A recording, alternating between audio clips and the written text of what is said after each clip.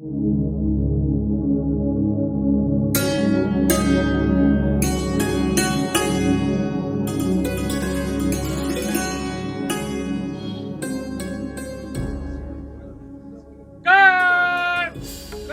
Salute Rami साहब।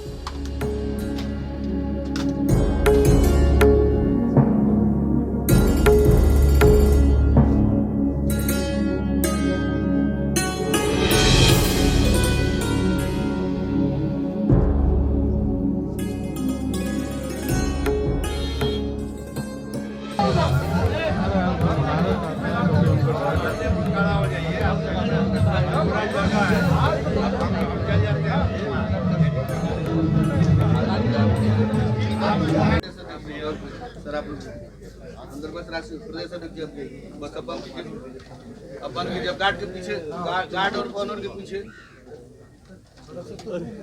श्याम सावधान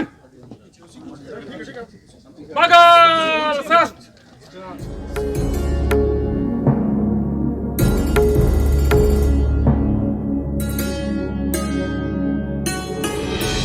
क्या कहेंगे बिहार में जो चल रहा है सिचुएशन, उस पर क्या कहेंगे आप? देखिए, मुझे लगता है वक्त सारी परिस्थितियों को स्पष्ट करता रहे।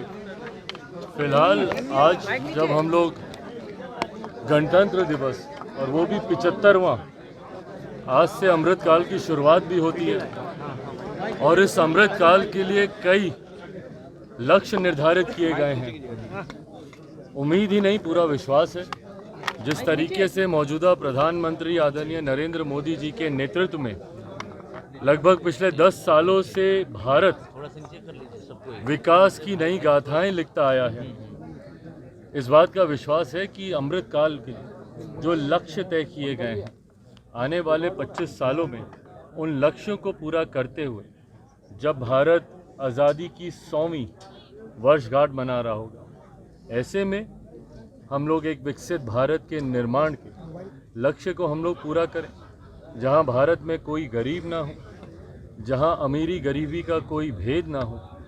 इसी दिशा में हम लोग प्रयासरत हैं। इस दिशा में कार्य करने के लिए ज़रूरी है तमाम ऐसे राज्यों का विकसित होना। जब आप देश के विकास की कल्पना करते हैं तो तमाम ऐसे राज्यों का विकसित होना जो आज़ादी के 75 साल के बाद अभी भी विकसित राज्य नहीं बन पाए, जिसमें यकीनन हम लोग का बिहार प्रदेश आता है। बिहार के लिए कई और ऐसे विशेष लक्ष्य और उनको लेकर संकल्पित और संकल्प से सिद्धि तक इसको हम लोग पूरा कर सकें, इस दिशा में हम लोग को आगे बढ़ने की ज़रूरत है। आप सबके माध्यम से बिहार वासियों को, पूरे देशवासियों को गणतंत्र दिवस की ढेर सारी शुभकामनाएं। अगर नीतीश कुमार एनडीए में आते हैं तो क्या आपका ग्रीन सिग्नल उनको है? भाई देखिए, अगर मगर पे तो फिर बहुत सारे सवाल जवाब हो जाएंगे, फिर तो उसका कोई अंत ही नहीं होगा।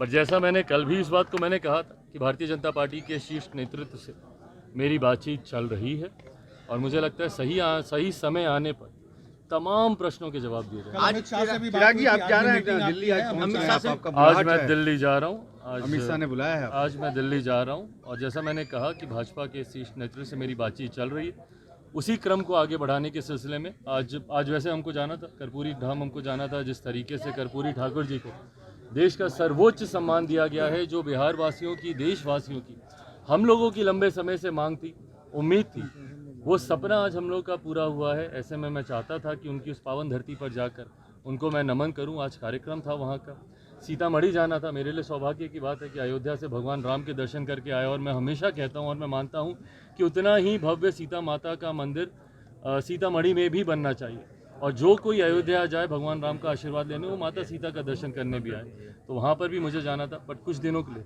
ये कार्यक्रम पोस्टपोन किया गया है, राजनीतिक सरगर्मियों को ही। नीतीश को आपने तीसरे नंबर पे पहुंचा दिया, नीतीश को तीसरे नंबर पे पहुंचा दिया। क्या नीतीश कुमार आपके एक्सेप्टेबल है? लगातार आपने उनका विरोध किया है कभी न कभी। देखिए, मैंने कल रात से मैं इसी बात को दोहरा रहा हूँ। राजनीतिक परिस्थितियों पे लोक जनशक्ति पार्टी रामविलास की नज़र पूरी तरीके से बनी हुई है। पल पल जिस तरीके से घटना चक्र बदल रहा है, अभी भी काफ़ी चीज़ों का तय होना बाकी है। कल भी लोक जनशक्ति पार्टी रामविलास की देर रात तक एक बैठक चली, उसमें भी कई विषयों पर चर्चा हुई। मैं पुनः दोहराता हूँ, सही समय आने पर आपके तमाम प्रश्नों के जवाब दिए जाएंगे।